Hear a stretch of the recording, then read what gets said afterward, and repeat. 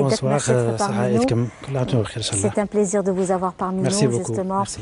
Et avec vous, il sera question aussi de Boussaada. Oui. Vous êtes aussi architecte, dans la restauration aussi des sites. Oui. Oui, en fait, nous sommes sur un site connu par son patrimoine matériel et son patrimoine immatériel aussi.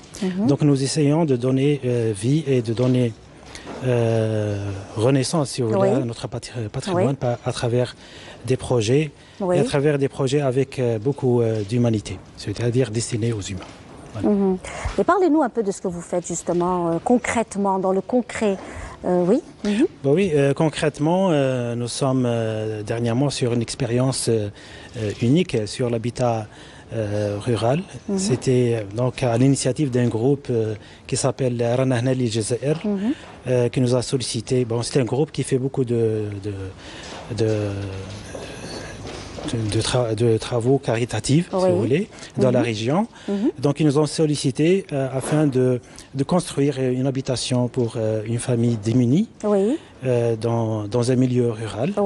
Donc, c'était un défi. Voilà, nous voyons les photos, justement. Voilà, c'était un défi, justement, pour construire une habitation dans un contexte fragile et dans un contexte très difficile, inaccessible. Voilà. D'accord.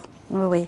Donc nous voyons justement la construction, toutes ces photos. Voilà, donc, voilà, donc il s'agit d'une maison baptisée Beit, qui s'est inspirée du patrimoine local, qui est le Khayma, si vous voulez. Donc, Beit, voilà. Donc, typologiquement parlant, il s'agit d'un open space qui avec une inspiration de la typologie de la Khayma, si vous voulez. Très bien, voilà. Très bien. Donc, oui. Et Monsieur Messaad, alors cette année, le Ramadan, l'Eid à Boussaada. Boussaada, je pense qu'elle est quand même, elle a ses spécificités, c'est ça, culturelles. Il y a beaucoup d'ambiance. Donc Boussaada la nuit, il faut voir. Il faut y aller. D'accord. Le jour de l'Eid de l'Eid et même les soirées du Ramadan. Donc, pratiquement tout le monde y dort. Donc, par rapport au climat, par rapport aux traditions, il y a beaucoup d'ambiance très animée. Voilà, on voit, voilà, c'est ça, ce sont des prototypes du style architectural que vous avez, c'est ça?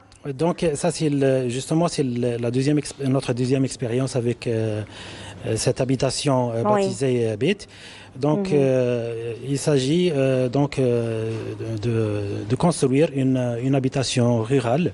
Donc en fait, c'est une habitation rurale revisitée, inspirée du patrimoine de la région, point de vue typologique aussi.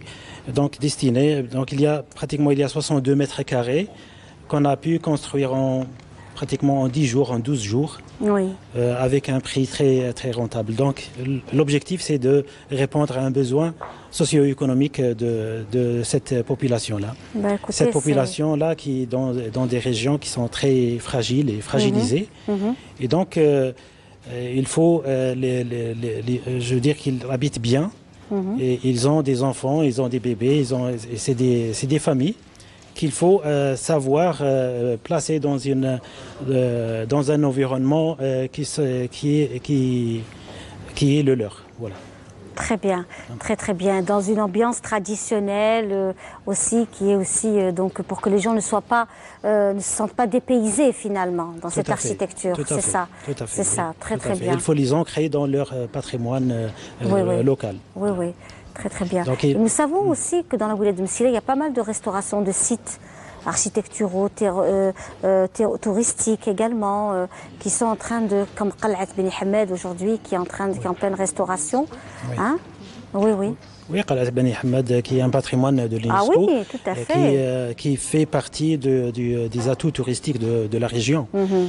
Donc, Qal'at Beni Hamed est très connu. Donc c'est le Xe siècle. Et puis même dans la région de Boussaada, il y a un patrimoine, un patrimoine matériel qu'il faut sauvegarder. Voilà. Oui, Voilà, donc aujourd'hui, je sais que vous-même, vous êtes passionné par cela. Et qu'est-ce que vous faites en parallèle de cela? Vous êtes dans le monde de l'architecture?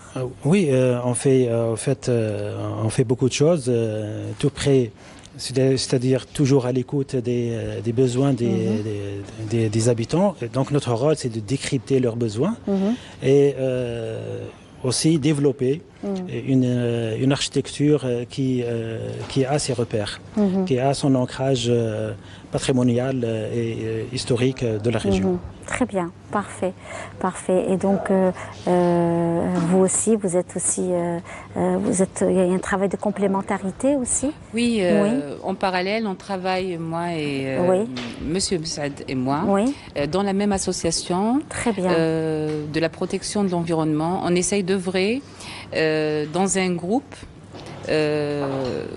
pour la préservation de l'environnement, tout en essayant chacun de son côté de mettre à contribution son savoir-faire au profit de la cause. On a fait une exposition de peinture à Alger pour la préservation, justement, c'était un coup de gueule contre la pollution marine.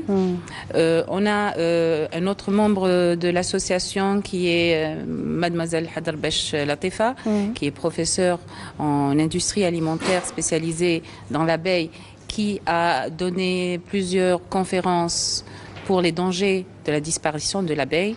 Donc on est un groupe qui essayons d'être professionnels et d'œuvrer d'une façon poignante, d'une façon très professionnelle. Très bien. Voilà. Mais écoutez, c'est formidable de vous avoir parmi nous.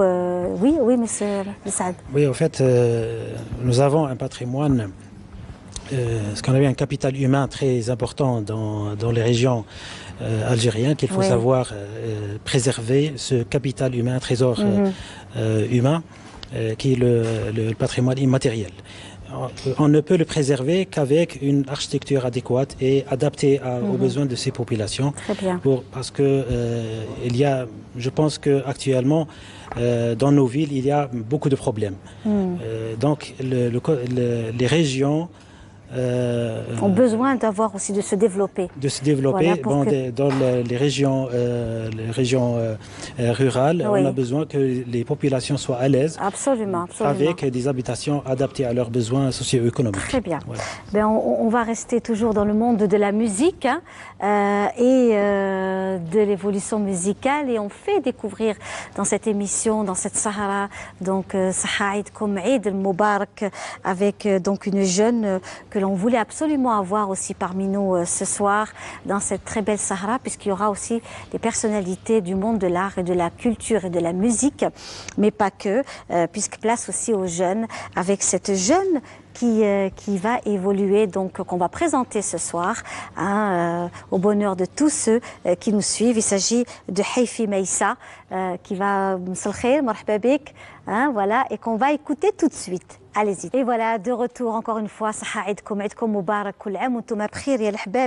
Nous sommes avec toujours nos amis qui nous viennent aussi, nos frères, donc ils viennent passer l'Eid avec nous, de Msila et de Boussaïda.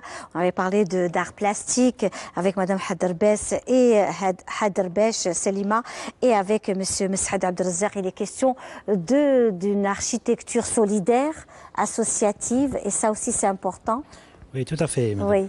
Ça, c'est vraiment important. Ce jour de Eid al-Fitr, une pensée à tous ceux qui sont sans abri, et une pensée vraiment tendre la main à l'autre. Je pense que c'est aussi important en ces jours de fête, de penser à l'autre dans des moments pareils. Tout à fait. Voilà. Et les Algériens, je pense que notre patrimoine est très riche, et toutes les solutions peuvent être inspirées de ce patrimoine. Que les solutions pour ces gens démunis peuvent être des solutions locales. Tfadlou.